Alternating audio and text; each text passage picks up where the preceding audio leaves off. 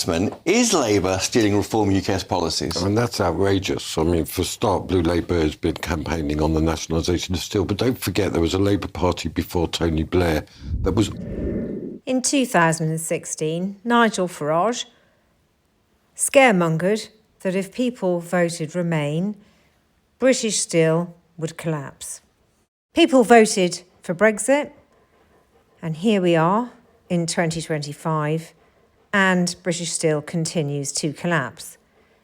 Scunthorpe is in peril, but don't forget that Port Talbot has been in peril for some considerable time since Brexit. And of course, Nigel Farage, like all good salesmen, is out there offering treatment for the lurgy that he insured. Some will talk about the arc furnaces, but they of course consume vast amounts of electricity, and our electricity prices for industrial users are the most expensive in the world. The Brexit, which Boris Johnson chose, ensured that Britain left the EU's internal energy market, which allowed for frictionless, efficient electricity trading. And as a result, we pay the highest price thanks to Brexit. So we have a major crisis, but, and here's the key reason that we're here today, and we're going to ask for action. There are 3 days left. 3 days left to save primary steel production in Britain. About the state of the country, a really profound state of declinism that you get everywhere, particularly when you travel outside the big cities, even in the big cities often. And that's why Nigel Farage was here this week. It's not because, I mean, it's partly because Farage knows that Scunthorpe's the sort of seat that they would want to target. Sure, fine, the election's a long way away. No, it's because he senses a much bigger political opportunity, which is to channel exactly what that gent said at the end there, about the idea of the state looking after us, being more economically interventionist, being more economically nationalist, moving into that territory that has actually always been majority British opinion, but which has rarely been actually well represented by the parties themselves, which is the average British person is often quite economically left-wing, quite interventionist, wants the state to do more in the economy, to take a bigger role in the economy, but also quite socially conservative. That is where Farage is moving to. Farage doesn't believe in nationalisation. He's an old Thatcherite. He's an old libertarian. But he's moving, just as Trump has done, he's moving to a different political, economic space because he knows that is where the votes are. And so does Starmer. So does McSweeney, his chief of staff, Morgan McSweeney. That's why they're always talking about an age of insecurity. But if they can't prove it in Scunthorpe, then where are they going to prove it? Because the truth is that while Starmer in particular is strong on the diagnosis, we saw that this week, what's his prescription? What does a modern industrial policy look like? What is that? What is his version of levelling up? To be honest, we don't know. It's inchoate. And as long as that space exists, then someone like Farage will fill it. There is a good reason for pundits asking, have Labour stolen reform's clothes? Or is it the other way round? We're not sure. However, Keir Starmer's government seems to be influenced heavily by someone called Maurice Glassman, who invented Blue Labour. He has been very influential on Starmer's right-hand man, Morgan McSweeney. And Maurice Glassman and Nigel Farage have a lot in common, pro-Brexit, pro-Trump, but there are some subtle differences.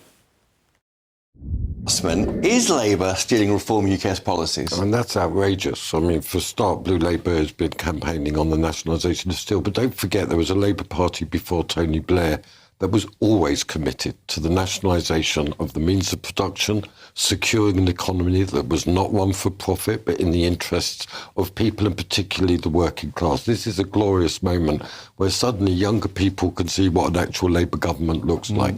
It intervenes against the market in order to secure the jobs and particularly industrial strategy. That's the core thing here. You can't have an industrial strategy without steel. Now we've got one. So it's the reverse, maybe. Reform UK is backing into where Labour normally is quite strong. But we forgot that with Labour under the previous in its essence, Nigel Farage is a saloon bar Thatcherite. We all know that. He likes to sit there in the bar going, let's be Singapore. Labour has a very long history of industrial strategy, partnership with the trade unions, actually building things. And don't forget, 45, 64, Wilson's cabinet was committed to nationalisation. Labour opposed its privatisation in 83. If you remember, that was a bit. We were told we were nostalgic, not facing. Now the future's not quite what it was, is it? And now you've got to have industrial power. So you're delighted. I mean, you're here. You're looking pretty. I've never seen you so happy, Maurice Glassman. Yeah, no. This is where Brexit starts kicking in. We have the power to do it, and we've done it. For formerly a Remainer Prime Minister. This is where Brexit's kicked in. When it comes to politicians, they really listen to what they said 4 years ago. What he's done here is walked on and said that national security takes priority over profit. It's a very big statement by the Prime Minister. Yeah. We're in a change of era. He's been saying end of globalisation, change of era. We've been waiting and waiting to see what was going to happen with the economy. Looks like it's happening, and Port Talbot, we've got to have a nationalised steel industry absolutely committed to weapons production. This is the key thing. With British Steel doing that? British Steel has to. It can't be done. There's also a whole load of new processes going on with titanium and graphite. We've got the reactors. We can lead Europe in terms of precious metals, steel production, weapons production, and then medical production with prosthetics, with those things. But you can't do it without the state taking an active role and brokering a proper partnership both with the workers and with the capital. And do you think Trump's tariff tipped the balance in that favour? Trump's tariff is huge in this because for the first time that I can remember, certainly since the 19th century, producers are given priority over consumers. And what Trump is doing is opening the space for American industry to produce. But we can be ahead of them because we're socialists and he's just a capitalist. We can actually have state planning and we can have proper partnership. But be worried about Trump? No. Labour's got to embrace this because it's absolutely consistent with what it needs to do to be a transformative government. First of all, we've left the EU. Now, this is the big thing that our foreign policy. And you have no problem with that, do you? I love that. I mean, that had to be done. And look at Germany, look at France, look at the EU. Maurice Glassman has considerable influence over Keir Starmer's Chief of Staff, Morgan McSweeney. But it beggars belief that these views are being embraced by Keir Starmer, given that he was supposed to be an arch Remainer. Brexit has proved itself to be an absolute failure, but not only a failure, a very, very painful and damaging failure. There is no evidence to show there are any upshots of Brexit, and all of the predictions of what Brexit would do have come to pass. The Brexit experiment of leaving Europe to become shackled to the United States is a fantasy which is not deliverable. That was a great move by the British people, and we've got to honour it and follow it. And that means we've got to have a post-Brexit foreign policy and a post-Brexit industrial and economic strategy. We've got to recognise that we need to secure our borders. So there's a huge alignment. What Trump is a world historical figure now, and what he represents is the end of globalisation. Labour should be dancing in the streets about this, really. And yet, Labour is a working class party that always represents the national interest and the worker interest. So this is where we've got to go. and how they get there. I mean, they got to. It is what they have to do. Maybe Labour should do is not worry about what he says, but what he does. Look at his actions. Is that the point? I think this. Look, no. He's the President of the United States. He won over 50% of the vote. He won the Electoral College. He won the Senate. He won the Congress. So what are we doing here? America is our principal ally in the world.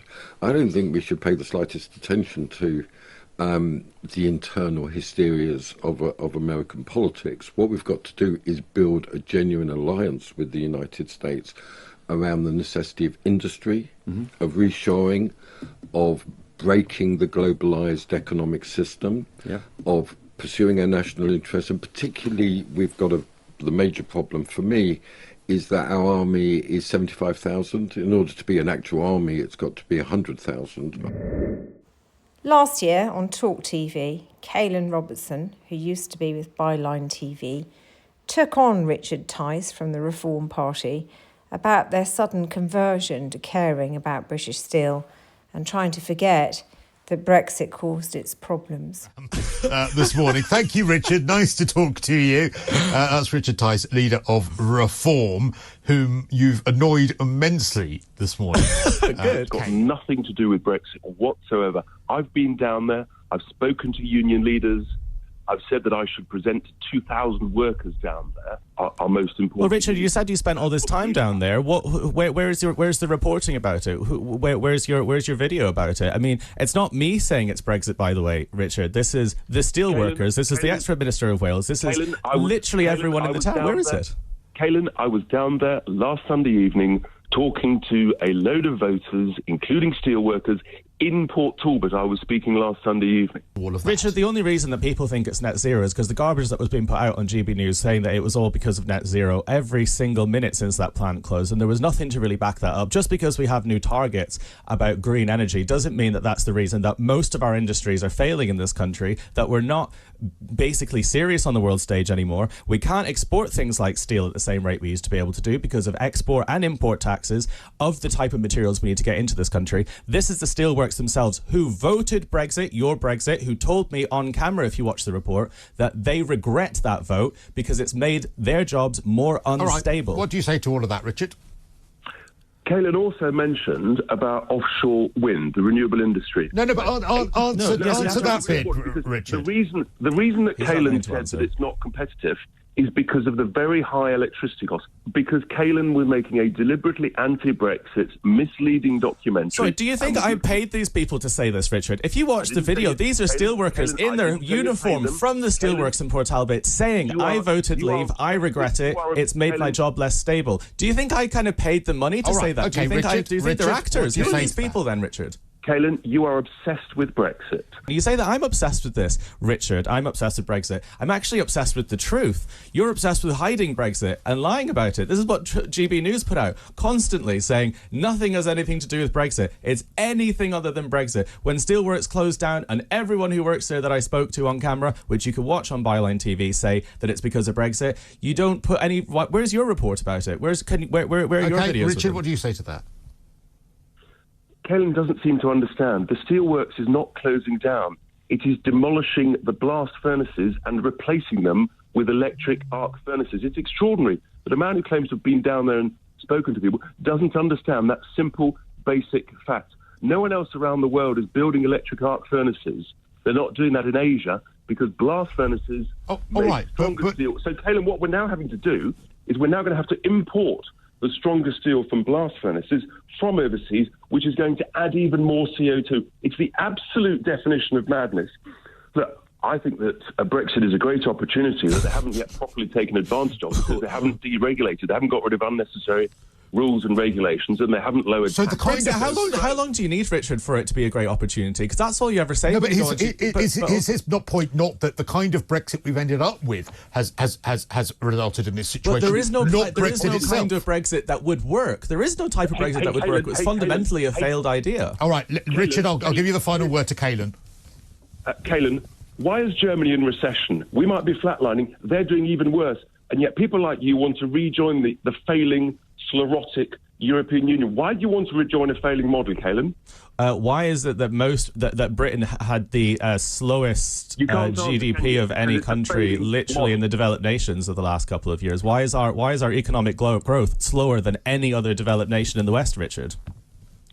Germany is in recession, Caelan. You found one other country that's not doing very well. Okay, well then Brexit's great, fantastic, great. Germany is the biggest, it's the industrial powerhouse of the European Union. It holds up the whole EU economy. It is struggling because of why Britain specifically? Why Britain specifically? Why did we specifically have the slowest economic growth? Richard? Listen. Why? Britain's best interests are served by recognising geography. We are in Europe. If we tie ourselves to the United States, especially with Trump at the helm, goodness knows where we'll end up. It's time for us to make the right decision and stop the Brexit madness.